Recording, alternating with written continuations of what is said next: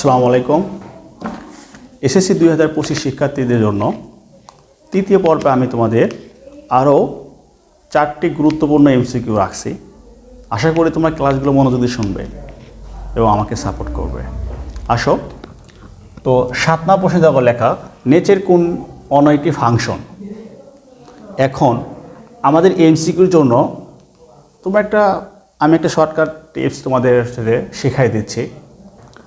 তুমি একটা ফাংশন দেখো, আমি যদি একটা ফাংশন নিই যে এফ অফ এক্স ইকুয়াল মনে করো যে এক্স প্লাস ওয়ান। আচ্ছা, যদি আমি এখানে এক্সের মানটা 1 ধরি, তাহলে বলো তো এখানে কি হবে? 1 + 1 = 2 হবে, ঠিক আছে?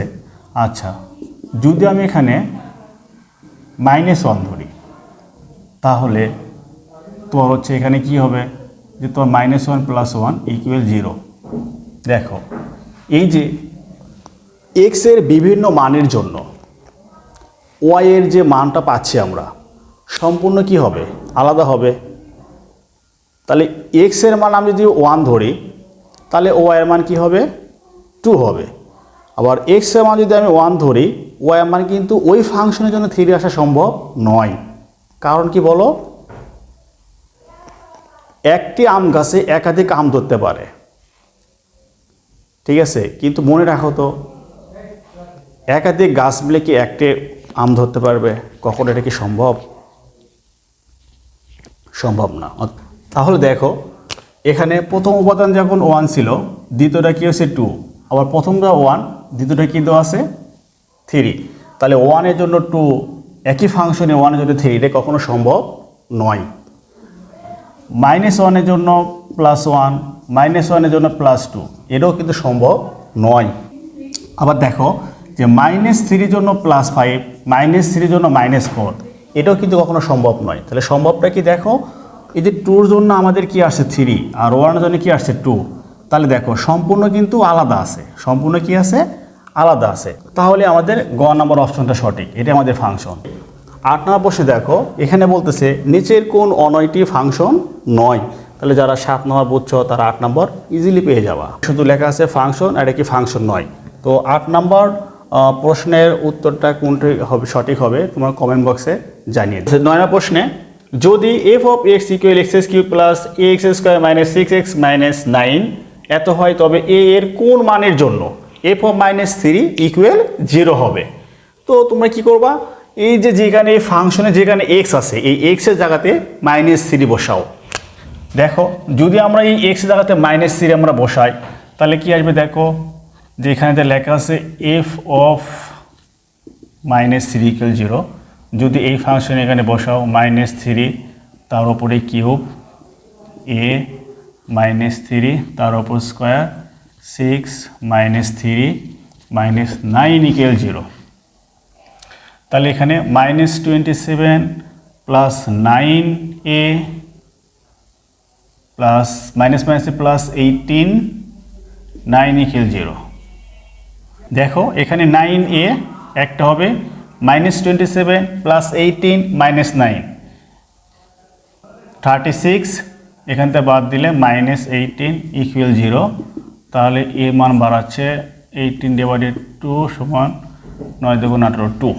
তাহলে দেখো আমাদের অপশন খতে, খ হচ্ছে আমাদের সঠিক উত্তর।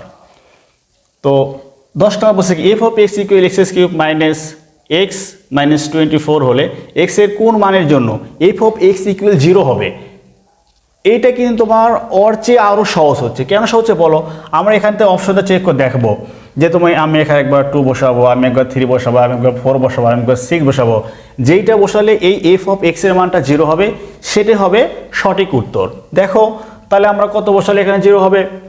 যদি আমরা অপশনে 2 বসাই, তাহলে 2 এর উপরে কিউব -2 24, তাহলে 8 2 এত, এটা 0 হচ্ছে না, তাহলে এটা সঠিক উত্তর নয়। তাহলে যদি আবার 3 বসাও তুমি, তাহলে 3 এর উপরে কিউব 3 24, তাহলে 27, আর এখানে যোগ করে 27। দেখো 27 থেকে 27 বাদ দিলে গেছে 0। তার মানে কি, যদি আমরা এই অপশনে এই যদি ফাংশনে যদি আমরা যদি 3 বসাই, এক্স যদি এফ অফ এক্স, এই ফাংশনে যদি আমরা যদি এক্স এর মান 3 বসাই তাহলে এফ অফ এক্স এর মান কী হবে 0 হবে। তো খ নম্বর অপশন। এবার দেখো 11 নম্বর প্রশ্নে কী বলছে, এ সেটের যে উপাদান আছে 2,4,6 বি 1,3,5 এত হলে এ ক্রস বি এর উপাদান সংখ্যা কতটি? তাহলে আমরা দেখব এখানে কয়টি উপাদান আছে, বলে 3টি, এখানে কয়টি আছে 3টি। তেমন চিহ্ন সহজ দেখো যে 3 গুণন 3 কত হবে 9, তাহলে সঠিক উত্তর কত গ নাম্বার, তাহলে গ নাম্বারে সঠিক। আশা করি তোমরা আমার ক্লাসগুলো বুঝতে পারছো। আমি বাস্তব অধ্যায় থেকে তোমাদের 9টি এমসিকিউ দিয়েছিলাম এবং সেট অফ ফাংশন থেকে আমি মোট 11টি এমসিকিউ দিলাম। আমি এরকম প্রত্যেকটি অধ্যায় থেকে গুরুত্বপূর্ণ এমসিকিউ দিয়ে দেব, তোমরা মনোযোগ সহকারে আমার ক্লাস দেখবা এবং এই এমসিকিউগুলো তোমরা শিখে রাখবা। ইনশাআল্লাহ এমসিকিউতে এক্সামে দেখবা যে প্রত্যেকটি এমসিকিউ তুমি কমন পাইছো। 25 থেকে 30 এমসিকিউ কম পাবা আমার এই ক্লাসগুলো তোমার যদি মনোযোগ সহকারে দেখো এবং এই এমসিকিউ তুমি শিখো। ইনশাল্লাহ কমন পাবেই পাবে। আল্লাহ হাফেজ, ভালো থাকো।